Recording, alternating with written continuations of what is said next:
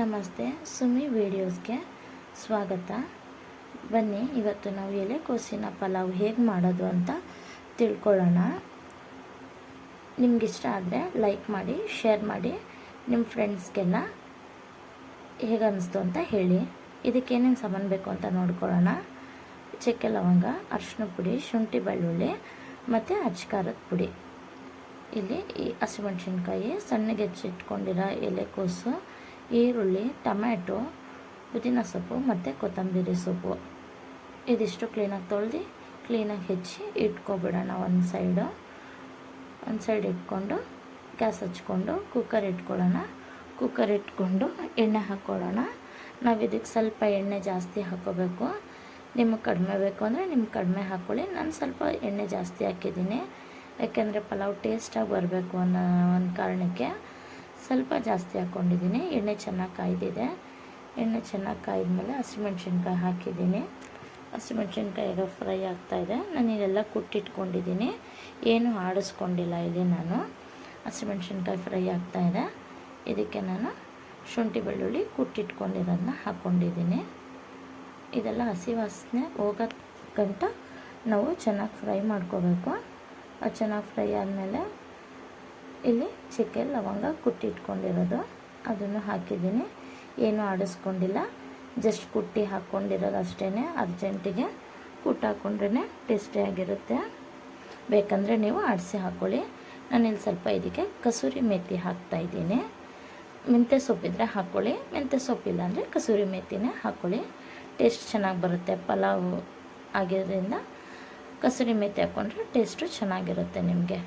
ಈಗೆಲ್ಲ ಫ್ರೈ ಆಗಿದೆ. ಈರುಳ್ಳಿ ಹಾಕ್ಕೊಳ್ಳೋಣ. ಇದಕ್ಕೆ ಸಣ್ಣದಾಗಿ ಹೆಚ್ಚಿಟ್ಕೊಂಡಿದ್ದೀನಿ ಈರುಳ್ಳಿ ಸ್ವಲ್ಪ ಜಾಸ್ತಿ ಹಾಕ್ಕೋಬೇಕು.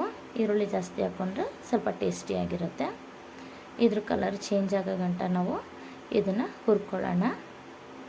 ನೋಡಿ, ಕಲರ್ ಚೇಂಜ್ ಆಗ್ತಾ ಬರ್ತಾ ಇದೆ. ಇವಾಗ ಕಲರ್ ಚೇಂಜ್ ಆದಮೇಲೆ ಇದಕ್ಕೆ ಕೊತ್ತಂಬರಿ ಸೊಪ್ಪು ಮತ್ತು ಪುದೀನ ಸೊಪ್ಪನ್ನ ಹಾಕ್ಕೊಳ್ಳೋಣ.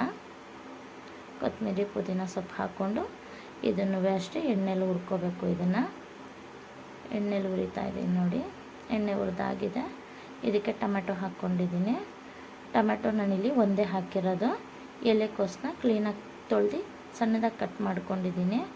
ಕಟ್ ಮಾಡಿ ಹಾಕ್ಕೊಂಡು ಫ್ರೈ ಮಾಡ್ತಾಯಿದ್ದೀನಿ. ಇವಾಗ ಎಲೆಕೋಸು ನೀರು ಬಿಡೋದಿಲ್ಲ ಮತ್ತು ಸ್ಮೆಲ್ಲು ಬರೋದಿಲ್ಲ. ಸ್ವಲ್ಪ ಎಣ್ಣೆ ಜಾಸ್ತಿ ಹಾಕ್ಕೊಂಡು ಕ್ಲೀನಾಗಿ ಫ್ರೈ ಮಾಡ್ಕೊಳ್ಳೋದ್ರಿಂದ ಟೇಸ್ಟು ತುಂಬ ಚೆನ್ನಾಗಿ ಬರುತ್ತೆ. ಇದಕ್ಕೆ ಖಾರದ ಪುಡಿ, ಅರಿಶಿನ ಪುಡಿ ಹಾಕ್ಕೊಳ್ಳೋಣ. ಹಾಕ್ಕೊಂಡು ಫ್ರೈ ಮಾಡೋಣ. ಇವಾಗ ನೋಡಿ, ಕ್ಲೀನಾಗಿ ಫ್ರೈ ಆಗಿದೆ. ಇದು ಎಣ್ಣೆ ಬಿಡ್ತಾ ಇದೆ. ನೋಡಿ, ಎಣ್ಣೆ ಬಿಡೋ ಥರ ಫ್ರೈ ಆದರೆ ಸಾಕು. ಇದು ಈ ಮಸಾಲೆಗೆ ನಾವು ಉಪ್ಪು ಹಾಕ್ಕೋಬೇಕು. ನೀರು ಹಾಕಿದ್ಮೇಲೆ ಉಪ್ಪು ಹಾಕ್ಬಾರ್ದು, ಮಸಾಲೆಗೇ ಉಪ್ಪು ಹಾಕ್ಕೋಬೇಕು. ಮಸಾಲೆಗೆ ಉಪ್ಪು ಹಾಕೋದ್ರಿಂದ ಚೆನ್ನಾಗಿ ಮಸಾಲೆ ಎಲ್ಲ ಹಿಡಿದು ಮಸಾಲೆಗೆ ಉಪ್ಪು ಹಿಡಿದ್ರೆ ಟೇಸ್ಟು ಚೆನ್ನಾಗಿ ಬರುತ್ತೆ. ಮಸಾಲೆಗೆ ಉಪ್ಪು ಹಾಕ್ಕೊಳ್ಳಿ. ನೀರು ಹಾಕಿದ್ಮೇಲೆ ಉಪ್ಪು ಹಾಕ್ಕೊಳ್ಳೋಕೆ ಹೋಗಬೇಡಿ. ಈಗ ಚೆನ್ನಾಗಿ ಫ್ರೈ ಆಗ್ತಾಯಿದೆ. ಇದಕ್ಕೀಗ 1 ಗ್ಲಾಸ್ಗೆ 2 ಗ್ಲಾಸಷ್ಟು ನೀರು ಹಾಕ್ಕೋಬೇಕು.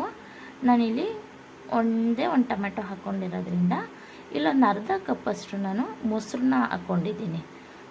ಪಲಾವ್ಗೆ ಮೊಸರು ಹಾಕಿದ್ರೆ ಟೇಸ್ಟ್ ಇರುತ್ತಲ್ಲ, ಆ ಥರ ಇದಕ್ಕೂ ಅಷ್ಟೇ ಮೊಸರು ಹಾಕ್ಕೊಂಡ್ರೆ ಟೇಸ್ಟ್ ಇರುತ್ತೆ. 1 ಟೊಮೆಟೊ, ಒಂದು ಸ್ವಲ್ಪ ಮೊಸರು ಮತ್ತು 2 ಗ್ಲಾಸ್ ನೀರು ಹಾಕ್ಕೊಂಡಿದ್ದೀನಿ. 1 ಗ್ಲಾಸ್ ಅಕ್ಕಿಗೆ ನಾನು ನಿಮ್ಮ ಅಳತೆ ಹೇಗಿರುತ್ತೆ ನೋಡಿ ನೀವು ಹಾಕ್ಕೊಳ್ಳಿ.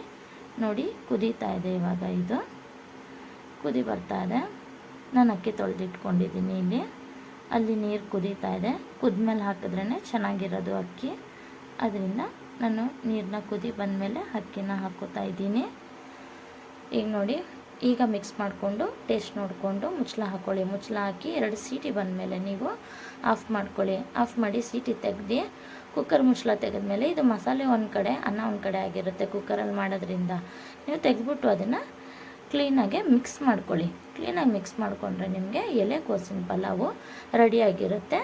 ಬಿಸಿ ಬಿಸಿಯಾಗೆ ಸರ್ವ್ ಮಾಡಿಬಿಟ್ರೆ ಮಕ್ಕಳು ಕ್ಲೀನಾಗಿ ತಿನ್ಕೊತಾರೆ. ಇದರಲ್ಲಿ ಎಲೆಕೋಸು ಇದೆ ಅನ್ನೋದೇ ಮಕ್ಕಳಿಗೆ ಗೊತ್ತಾಗೋದಿಲ್ಲ. ಅಷ್ಟು ಚೆನ್ನಾಗಿರುತ್ತೆ.